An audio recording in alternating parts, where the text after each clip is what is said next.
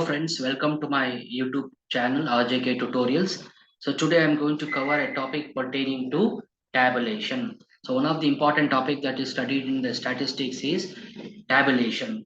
Now tabulation is nothing but it is a process of classifying data into a tabular form. So when I say tabular form, representing data in table. So when I say table, it consists of rows and columns. So tabular form is putting data in rows and columns. So that particular process is called as tabulation. So the process of classifying data into tabular form is known as tabulation.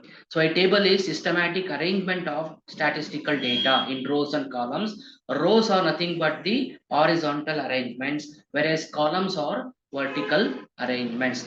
So there are different types of tabulations are there.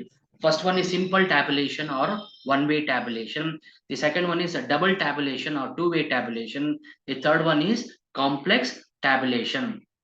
Now, other definitions, if you look at the definitions given by different statisticians, so these are the commonly used definitions.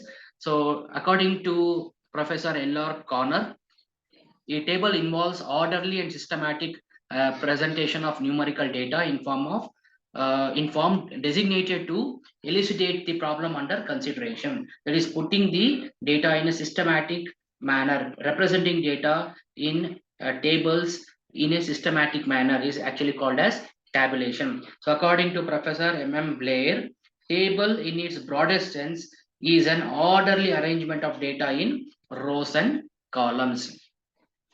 So what are the objectives of tabulation? So the objectives of tabulation is to carry out the investigation, to do comparisons, to locate omissions and errors in the data, to use space economically, to study the trends, to simplify data, and to use it as a future reference. That means whatever the data we have in the table that can be used in graphs and diagrammatic representation. So therefore, it can be used as a reference for the future studies or future comparisons.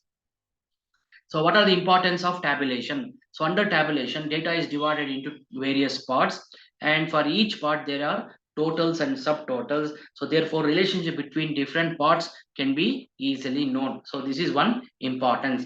The second importance is data is arranged in table with a title and a number so that it can be easily identified and used for required purpose. Tabulation makes the data very brief, so therefore it can be easily represented in form of graphs. So tabulation presents the data in a numerical figures and numerical values, and therefore it looks very attractive and also very easy for statistical analysis and graphical and diagrammatic representation. So other importance of tabulation is tabulation makes the complex data very simple.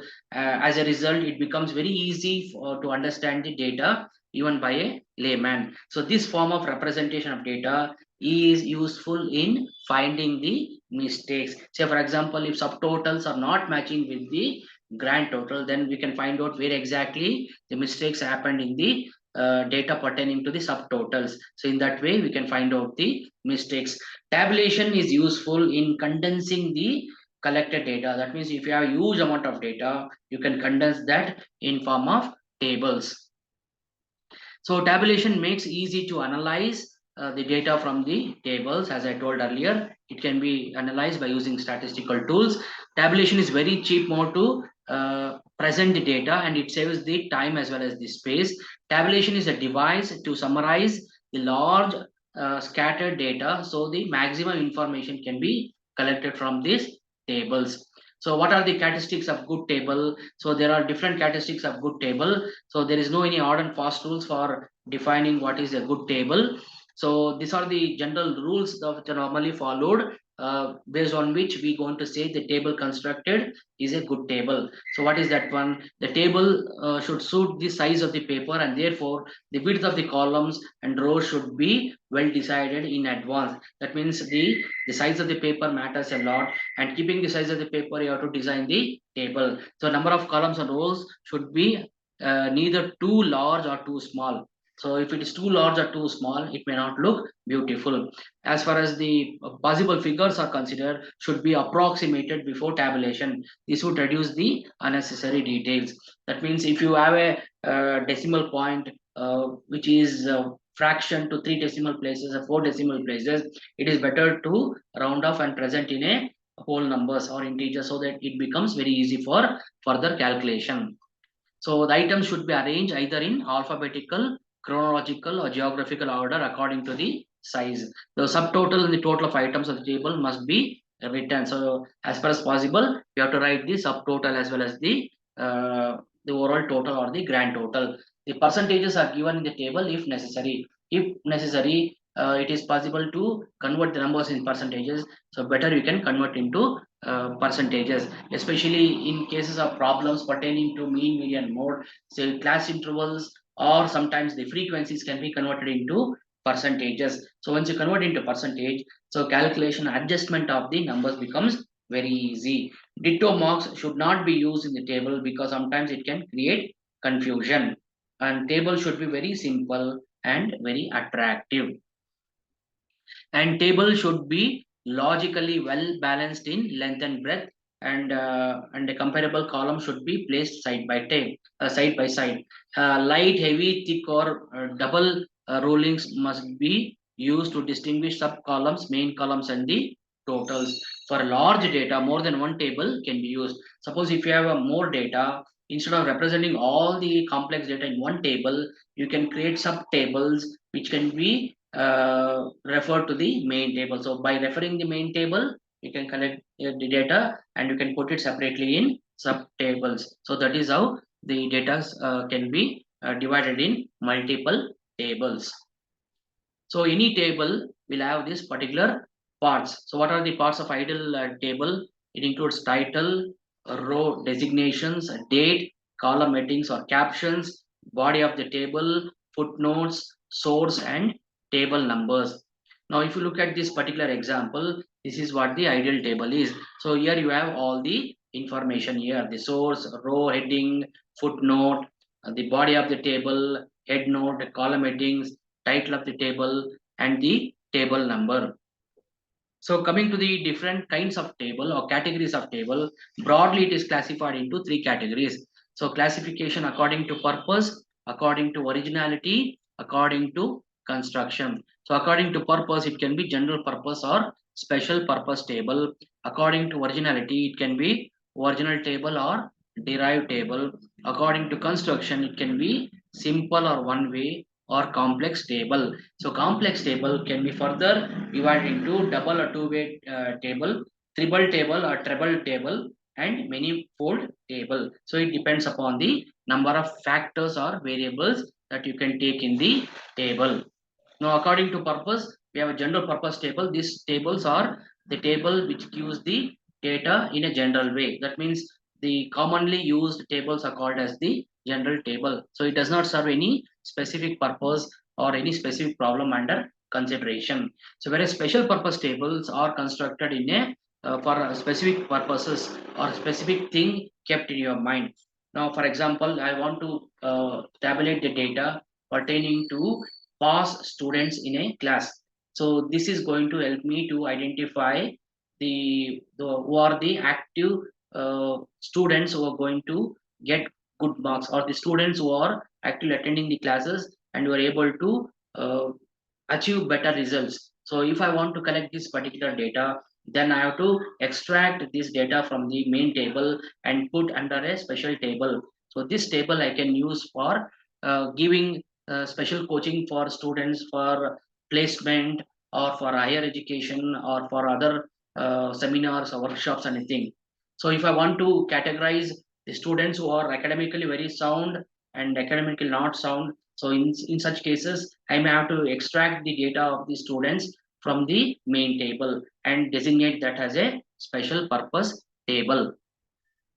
So according to originality, we have original table and derived table. Original table is the real table what is been given, and from that if you extract the data and if you construct a table, it is called as the derived table. Now for example, if the governments are publishing data in the official gazette, So the gazette table is actually called as the original data table. So from that, if I extract the data and if I put it in a and one more table, that in the data which is there in the new table is called as the derived table. So derived table is the data which is derived from the original table, whereas original table is the data which is presented uh, in the original form. So that means the data is in the same form and manner which they are collected.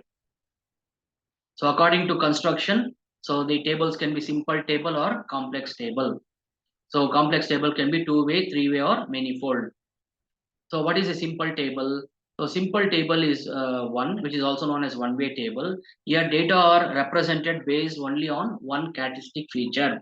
Now, for example, faculties versus number of users. So faculties versus number of users. Since we are using data pertaining to the users, so this is an example pertaining to faculty-wise library users. That means how many students of different courses are using the library. So table 1.1 faculty wise library users is the table title. So number of users is one factor. So here we have science 50 students, commerce 70 students, arts 90 students. The total is 210 users. So this year we are using one factor. What is that one factor? The number of users. So number of user is one factor here. Now, if I want to further bifurcate this into multiple variables, then it comes under the two-way, three-way, or manifold. Now, let us take the example of two-way. So, in case of two-way, the variable under the study is further divided into two groups. That means in one way there will be one group, in two-way there will be two groups according to two interrelated characteristics. Now, for example, if you take the same example, so faculty-wise library users, so previously I taken the faculties and number of users. Here the number of users are getting divided into boys and girls. So here we are using two factors. What are the two factors? First one is number of users. Within the number of users, I'm grouping that into girls and boys. So this is how the two-way table is constructed. Now similarly in three-way, it is divided according to three interrelated characteristics or three factors. Now with the same example, faculty-wise library users, the number of user is one factor, gets divided into girls and boys is two factor. Within the girls and boys, I'm dividing that into first semester girls, second semester girls, and that total. That means what I'm doing is, so I'm further taking the data from different semesters representing different faculties. So under the separately entered girls and boys here. So first factor is number of user, second factor is boys and girls, the third factor is semester related grouping. So in this way, we have a three. We have a three-way table. Now we are going to go for manifold. So if you have four factors, five factors, six factor, it is called as manifold. So in these cases, let us take an example. Manifold. So the number of users is one factor. So BA first semester, second semester, second factor. Within that, boys and girls, it is the third factor. So within the boys and girls, we have first semester, second semester. Boys first semester, second semester, girls. So number of users further gets divided into BA first year and BA second year. Within that year, we have boys and girls. Within that year, you know that semesters are there. So year is made up of two semesters, first semester and second semester. So that is how we are dividing into manifold. So this is how we represent data in tabular form, either in one way, two way, three way, or four way. So this is how the tables are represented in different forms and categories. So thank you very much for watching this particular video. So don't forget to subscribe this video. You can reach out to me raj.blitzkrieg@gmail.com. And in case if you're not subscribed the video, kindly subscribe the video for future updates. I hope that you have understood the basics concepts related to the tabulation. Thank you very much.